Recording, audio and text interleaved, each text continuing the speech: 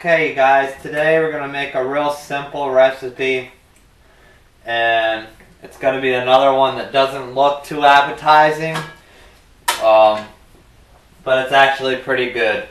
And all you're going to need is a frying pan. You're going to need about a cup full of sugar, regular white sugar.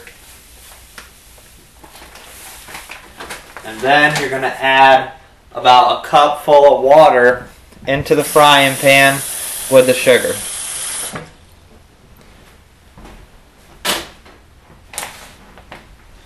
And then you're just going to cook this on about medium-high. Just go ahead and mix the sugar and the water together until all the sugar is combined.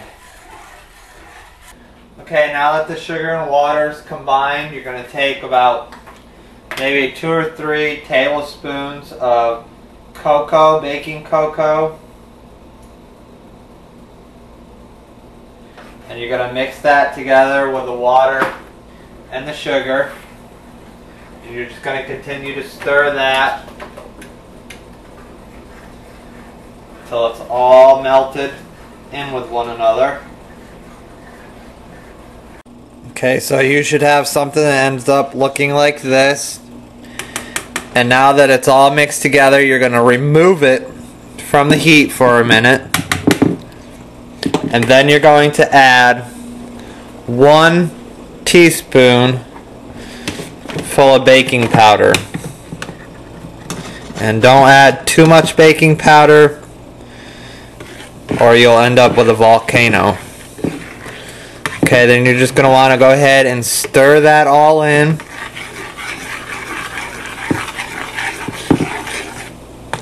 It's going to get all nice and foamy.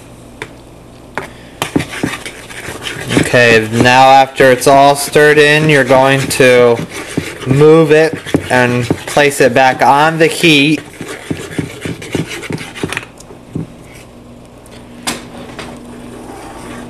And then you're going to take about a cup to a cup and a half of oats and add it to the mixture. And then just go ahead and stir that in.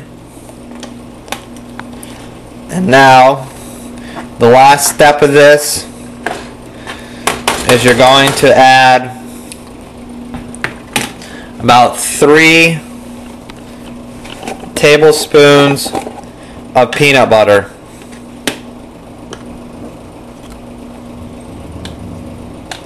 It goes 1, 2, and 3. And then just mix that into the mixture as well. And then you're just going to continue to stir this together until all of the liquid is gone, and I will show you that in a moment. Okay, so now I've mixed it all together, and as you can see, it's nice and thick. You're just going to stir it. I probably stirred it for probably about 5 minutes or so, and then you're going to want to use a real plate. Don't use a paper plate. And then just move this over to here while it's still hot onto your plate, and then you're going to want to just form it into a little bar.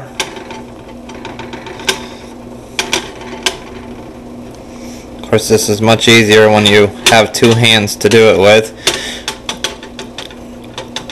But there you go, you have a little bar, and then you're just going to continue to do that. The amount I made with 1 cup of oats is probably going to make about maybe 5 or 6 bars.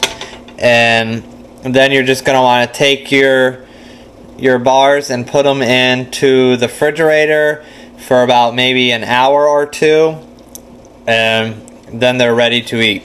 It's very simple. and it's easy and it tastes very good. And I will show you what they look like in about an hour or two.